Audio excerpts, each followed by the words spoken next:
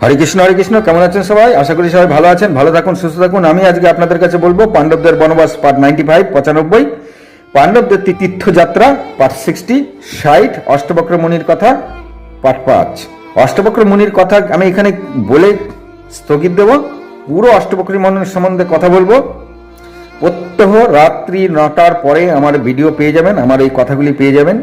যারা বই পড়তে অনীহা বা আলস্যবোধ করেন তারা আমার এই ভিডিও 10 মিনিটের বেশি হয় না, এই ভিডিও দেখে আপনারা পুরো তথ্য জ্ঞান পেয়ে যাবেন। কারণ নানান জায়গার তথ্য নিয়ে আমি এইখানে সুন্দর সরল বাংলায় আপনাদেরকে জানাই। এর থেকে সহজ ভাষায় কেউ এখনো তথ্য দিয়েছে কিনা আমার জানা নেই। আমি প্রচণ্ড সহজ একদম সরল বাংলায়, বর্তমানে যে চলিত বাংলা সেই চলিত বাংলায় আমি আপনাদেরকে এই ব্যাপারটা জানিয়ে যাচ্ছি। হয়তো আগেও আপনারা অনেক শুনেছেন। আর আমাদের হিন্দু ধর্মকে কলুষিত করার জন্য কোথায় কোথায় কি কি ভুল ঢোকানো হয়েছে সেগুলো আপনারা পেয়ে যাবেন আমার এইখান থেকে। এর থেকে আমি বেশি কিছু বলতে চাই না। ভালো লাগলে লাইক কমেন্ট শেয়ার করুন, আরও 10 জনকে হিন্দুকে শোনার ব্যবস্থা করে দেন। সনাতনী হিন্দুরা, মা বোনেরা, আপনারা এক জায়গায় থাকুন, এক মুঠির মধ্যে থাকুন। একে অপরকে যদি কোনো ভুল করে থাকে ক্ষমা করে দিন এবং নিজেরা এক জায়গায় থাকুন। সম্পর্কের বন্ধন যে রয়েছে, আমাদের এই সম্পর্কের বন্ধনটাকে আরো জোরালো করুন। তাহলে আমাদের হিন্দুদের উপর যে অত্যাচার হয় সেই অত্যাচারের মাত্রা কমবে। চলুন শুরু করি। যখন যমশিষ্য পাণ্ডবরা চমন ঋষি আশ্রম থেকে আরো নানা জায়গায় তীর্থ করে শ্বেতকেতুর আশ্রমে আসলেন, এখানে সেখানে তারা রমশিষ্যি শ্বেতকেতুর আশ্রমে কেন বিখ্যাত আর তারা কেন মনোরম সেই কথা বলছিলেন। এখানে অষ্টবক্র গীতার কথা লোমশিষ্যি পাণ্ডব তথা অগ্নিহোত্রী ব্রাহ্মণদের বলে শোনাচ্ছিলেন, যা এখন আমি আপনাদেরকে বলছি। খুব মন দিয়ে শুনবেন। এখানে একটা কথা আমি বলে রাখি, যারা এখনো ভগবানের কথা বা ভগবানকে বিশ্বাস করেন না, যারা আমিষ জাতীয় খাবার খান না, যারা এখনো ভগবানকে বিশ্বাস করেন না, যারা নাস্তিক, তারা এই অষ্টবক্র মুনির কথা শুনবেন না। কারণ কি, আপনার কিছুই এর মর্মার্থই মাথায় আসবে না, মনে হবে ভুলভাল বকছে। তাই আমি বারণ করে দিচ্ছি, যারা ভগবান কথাটা মানেন না তারা অষ্টবক্র মুনির যে কথা আমি শুরু করব সেগুলো আপনার না শোনাই ভালো। কারণ অতি উচ্চ পর্যায়ের কথা এখানে আমি বলবো। যারা এখনো ধর্মের ধারে কাছে নেই তাদের বোধগম্য হবে না, কারণ কথাগুলো আপনার কাছে উল্টো করে মনে হবে, কারণ কথাগুলিই ওই রকম। আর যারা শুনবেন তাদের যদি কোনো অনাসক্তি আসে, আসক্তি থেকে অনাসক্তি আসে, যার জন্য আমি যদি এসে যায় তার জন্য আমি ক্ষমা আগেই চেয়ে নিচ্ছি। একটা ছোট্ট উদাহরণ আমি এখানে দিয়ে দিচ্ছি, শুনে যদি মনে হয় শুনবেন, তবে যখন অষ্টবক্র গীতা বলবো তখন না শুনলেও হবে। উদাহরণ আমি এখানে দিয়ে দিই, পরে যদি ভাবেন শুনবেন, না হলে যদি মনে করেন শুনবেন না, কোনো ব্যাপার নেই, না শোনাই ভালো, পুরো কথাটাই উল্টো মনে হবে। ধরুন বৃষ্টি পড়ছে, আপনার মনে হবে বাহ কি সুন্দর বৃষ্টি পড়ছে, কিন্তু অষ্টবক্র গীতায় উল্টো। এখানে ব্যাপারটা অন্যরকম। কি হবে বলছি, আকাশের মেঘেরা এক জায়গায় হয়ে বৃষ্টি ঝরাচ্ছে, তাই আপনি অনুভব করতে পারছেন। তারা তো চাইলে এই বৃষ্টি, না চাইলে এই বৃষ্টি হতোও না। মানে মেঘ যদি না চাইতো এই বৃষ্টি হতোই না। আর মেঘ কি করে হচ্ছে? জলের বাষ্প থেকে। আচ্ছা, জলের বাষ্প কেমন করে হচ্ছে? দুটো অণুর সংমিশ্রণে, যেমন H2O। তা সবাই এর সঙ্গে জড়িত, মানে বায়ু, জল যার দিয়ে সৃষ্টি হয় সে জড়িত, বাষ্প জড়িত, বায়ু জড়িত, মেঘ জড়িত। তারা যদি না চাইতো তাহলে এই বৃষ্টি হতোই না, আর আপনিও বৃষ্টি দেখতে পারতেন না।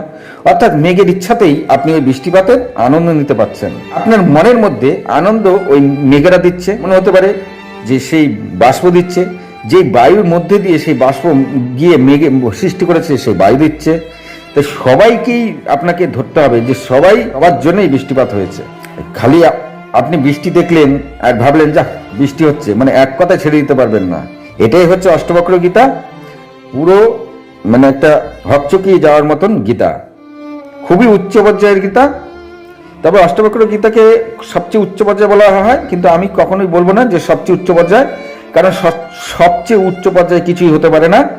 কারণ শিক্ষার কোনো শেষ নেই, মৃত্যুর আগে পর্যন্ত আপনি শিখতে পারেন, দীক্ষার শেষ আছে, শিক্ষার কখনো শেষ হয় না। আপনি যদি বিভিন্ন জায়গায় যে দীক্ষা দেওয়া হয় এইসবের শুরু শেষ আছে, কিন্তু শিক্ষার শেষ নেই। শিক্ষা আপনি মৃত্যুর আগের দিনও শিখতে পারেন। তা আমি যেভাবে বৃষ্টিপাতের কথা বললাম ঠিক এরকমই গীতা, অষ্টবক্র গীতার কথা শুরু হবে। সেই শুরু করার আগে আমি কিছু কথা আপনাদেরকে বলে বুঝিয়ে দিতে চাইলাম। হরে কৃষ্ণ। চলুন তারপরে কি হচ্ছে না কি হলো শুনে নিই। তারপরে অষ্টবক্র মুনি রাজা জনককে অতি অল্প কথায় অনন্ত জ্ঞান দিয়ে দিলেন। তিনি শরীরকে মন্দির বললেন। এইখানেই বোঝা যায় প্রতিটি শরীরকে এক একটি মন্দির, আর প্রতিটা মন্দিরে একটি করে ভগবান বাস করে। তিনি বোঝাতে চাইলেন এরা সবাই তো তেরাবাঁকা মন্দির দেখতে পেলেন, কিন্তু ভেতরে কি আছে তা দেখতে পেলেন না। যাই হোক, তার মুখে এমন জ্ঞানবান কথা শুনে সবাই লজ্জায় পড়ে গেলেন। রাজা জনকও লজ্জায় পড়ে গেলেন। এটুকু একটা বালক, বয়স মাত্র 12 বছর, কিন্তু বিদ্যা তো এত যে তার কাছে সবাই 12 বছরের বালক। তখন ওখানে যারা রেগে গেছিলেন তাদের অহংকার ভেঙে চুরচুর হয়ে গেল। ওইখানে যারা রেগে যাচ্ছিল তার কথা শুনে, তাদের যে অহংকার ছিল মনের মধ্যে তাও ভেঙে গেল। তাদের অনেকেই বড় ভাবছে, অনেকেই যে বড় ভুল হয়ে গেছে। তারা তখন নিজের মূর্খতার জন্য পস্তাতে থাকলেন। রাজা জনক আর কি বলবে ভেবে পেলেন না। তিনি প্রথমে ভেবেছিলেন এই দুঃসাহসী বালককে শাস্তি দেবেন সবাইকে মূর্খ বলার জন্য, কিন্তু তিনিও এখন কাচুমাচু করছেন। এখন রাজসভা সম্পূর্ণ চুপচাপ নিস্তব্ধ, সবাই এখন অষ্টবক্রকে দেখছেন। তখন অষ্টবক্র বললেন, হে রাজন, আপনার রাজসভায় ওই মেধাবী জ্ঞানী পণ্ডিতকে ডাকুন, আমি তার সঙ্গে শাস্ত্রের কথা আলোচনা করব। ওই ব্যক্তি অন্য সবাইকে হারিয়ে দিয়ে তারপরে তাদের জল সমাধি দিয়ে দিচ্ছেন। এটা কি রকম অন্যায় পাপ কার্য, যার জন্য ওনার সঙ্গে সবাই তর্ক করতেই চাইছেন না, ভয় পাচ্ছেন। আজ আমি ওনাকে বোঝাবো ভয় কাকে বলে। তো অষ্টবক্র মুনি কি বলছিলেন? অষ্টবক্র মুনি বলতে চাইলেন যে আমি ওনার সঙ্গে অদ্বৈত ব্রহ্মবেদ শাস্ত্র আলোচনা করব, দেখবো ওনার কত বড় মেধা। আমি ওনার সঙ্গে শাস্ত্র তর্ক করতে এখানে এসেছি।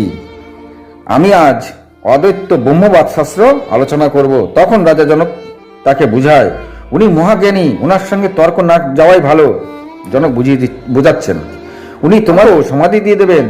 রাজা জনক চাইছিলেন না ওই বালক খুবই জ্ঞানী, আর সে এত ছোট্ট বয়সে জল সমাধি নিক।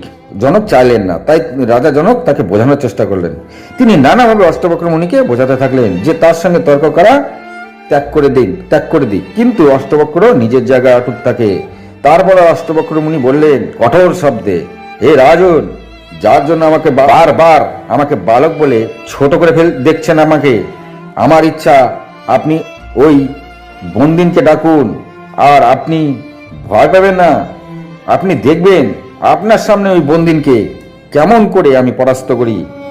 এতক্ষণে রাজা জনকের বিশ্বাস হলো যে এই বালক হয়তো বন্দিনকে হারাতে পারবে, তাই তিনি একটি ছোট্ট পরীক্ষা নিতে চাইলেন। তারপরে উনি বন্দিনকে ডাকবেন। তাই এইসব ভেবে নিয়ে তাই জনক বললেন একটা ছোট্ট পরীক্ষা নেওয়ার জন্য তিনি চিন্তা করলেন যে এই বালককে একটা পরীক্ষা নিয়ে তারপরে বন্দিনকে ডাকবেন। তারপরে জনক বললেন, হে ব্রাহ্মণ পুত্র। এখন আর বালক বললেন না, এখন তিনি পাল্টিয়ে বললেন, হে ব্রাহ্মণ পুত্র, বলো দেখি, যে মানুষের 30টি অঙ্গ আছে বা অংশ আছে, 24 পর্ব আছে, 360 আড়ে আছে, কি সেই পদার্থ? রাজা জনক অষ্টবক্রকে একটা প্রশ্ন করলেন। এইগুলি যে ব্যক্তি জানে সে সবার থেকে বড় পণ্ডিত হতে পারে। তখন অষ্টবক্র ফটাফট বললেন, হে রাজন, 24 পর্ব আছে, 6 নাভি আছে, 12 অংশ আছে, 360 আড়ে আছে, আর 30টি অঙ্গ আছে। ওই চলমানকে কালচক্র বলা হয়। এই কালচক্র আপনার ভালো করুন, মানে সময় লেন, এটার মানে হচ্ছে সময়।